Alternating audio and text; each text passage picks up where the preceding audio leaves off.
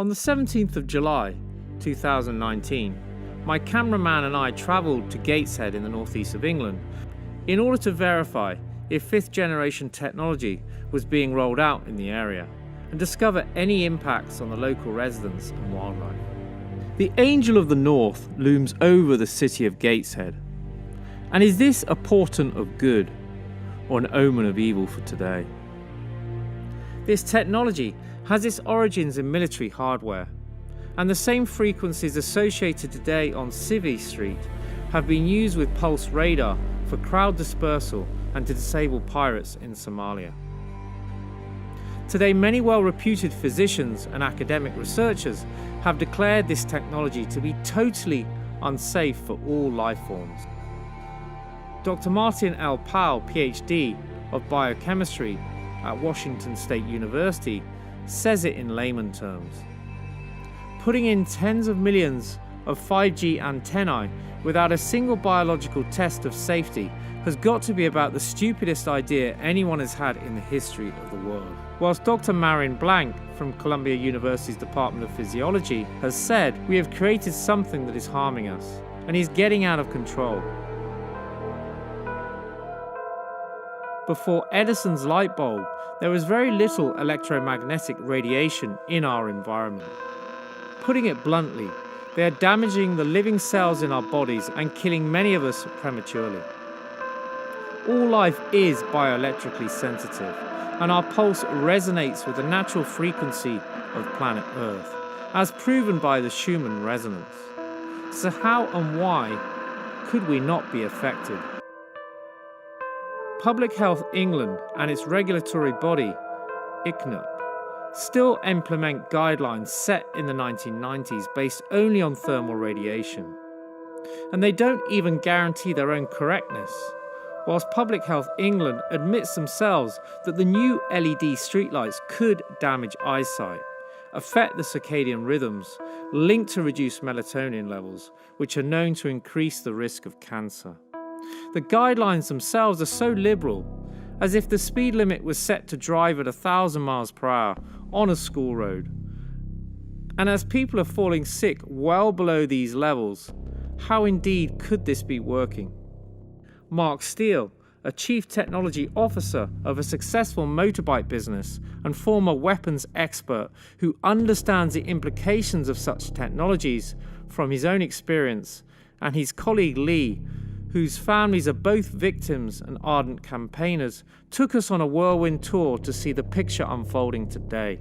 We hit the streets where we saw huge LED masts have been erected with technology associated with 5G in many of the local neighbourhoods adjacent to the bedrooms, and were emitting pulse lights 24/7, even on bright sunny days, with a constant high-pitched tone.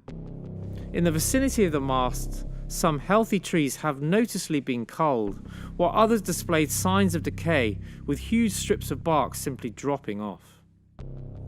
There were no signs of insect or bird life, and local residents spoke to us of episodes of nosebleeds, headaches, nausea, incidents of depression since erection of these masts.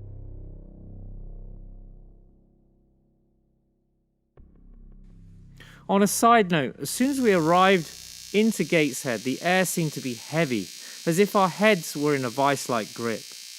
An invisible smog was in the air, it seemed, something I'd never felt like before.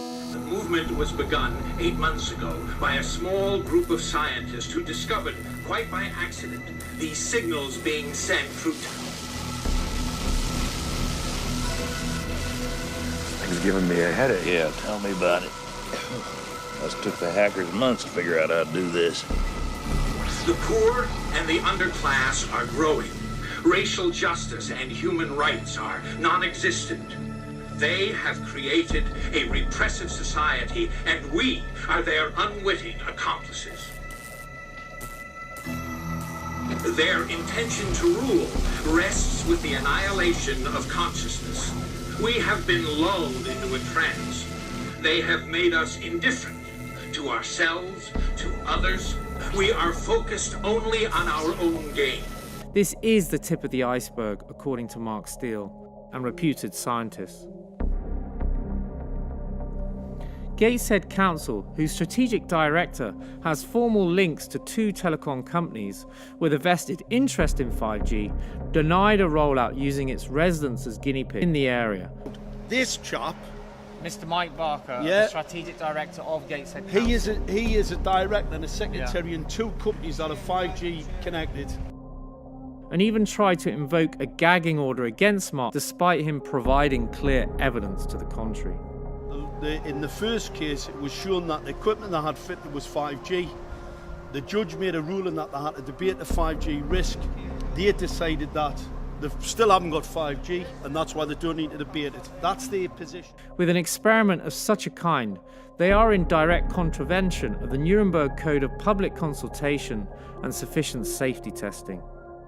In the landmark case, the judge refused to silence Mark, stating the public have a right to know, and the council were forced to pay £11,000 in court fees.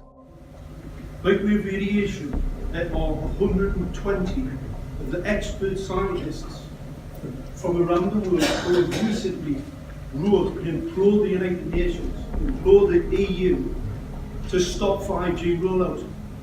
This technology is most certainly 5G rollout.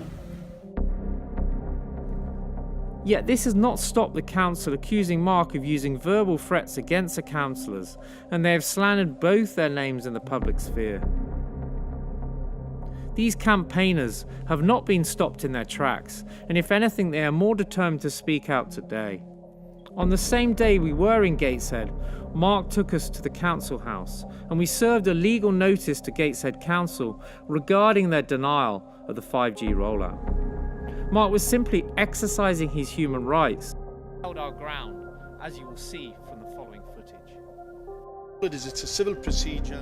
You get somebody to come down later to accept this notice of this notification letter.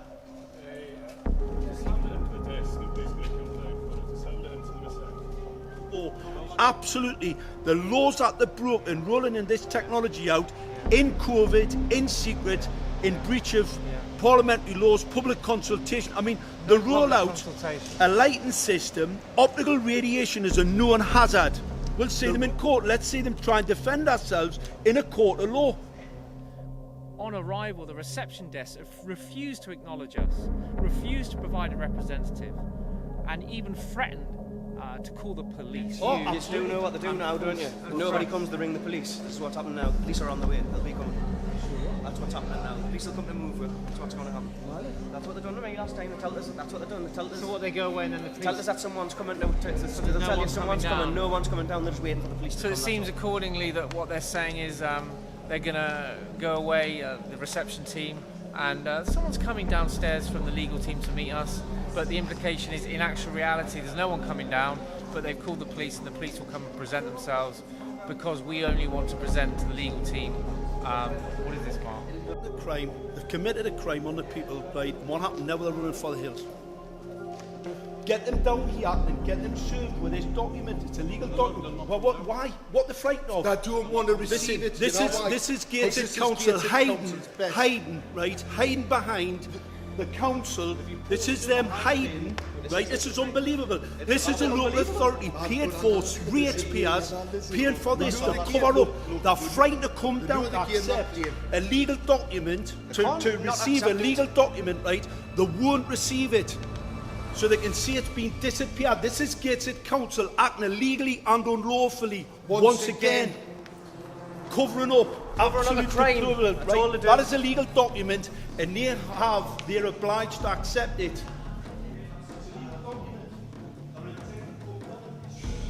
What actually happened, they stood up in court and said I went to attack this man, right? That wasn't the case.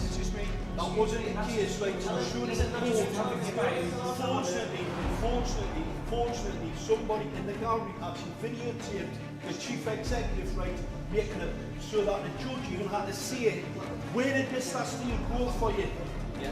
It was a total fabrication, and she's still in charge in this building, right? It's the same as the mayor, right? Standing up in court, right, and actually making false allegations against me. Is anybody from the legal team coming down to be presented with a legal document so we can get you to go forward and show the crime that is Gateshead? Anyone from Gateshead Council coming down? Anyone from the legal department? Anybody coming? Mike Barker, where are you? We've made an appeal.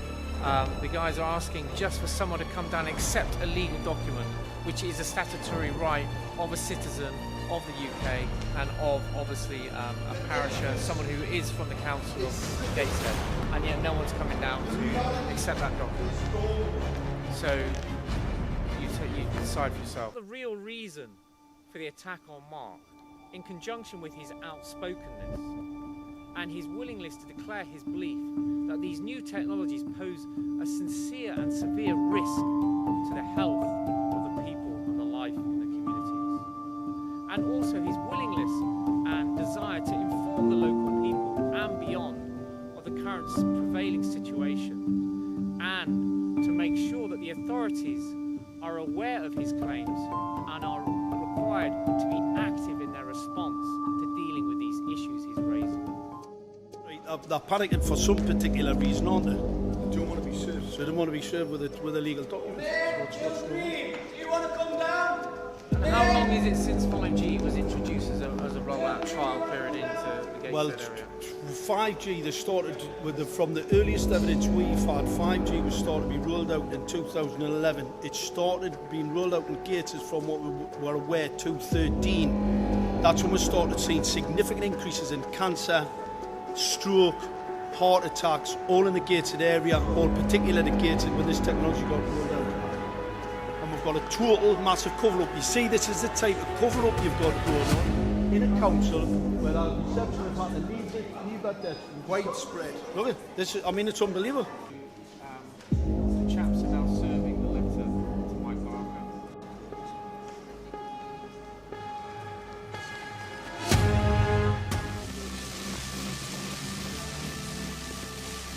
Please understand, they are safe as long as they are not discovered. That is their primary method of survival. Keep us asleep, keep us selfish, keep us sedated. They're pulling the water out of the sand. So let us, the people, decide. Are we going to be proactive to shape the future of the next generation, just as Mark and Lee are willingly doing today, putting their lives on the line, it seems, from the slander and the attacks upon them? Or are we going to sit back and accept the rhetoric being fed to us by the institutions we have come to trust? What is the decision that you are going to make today? Because indeed, we can make the difference, just as a small seed grows into an oak tree that can split open a rock. We, as individuals, if we come together, can make a difference today for tomorrow's next generation.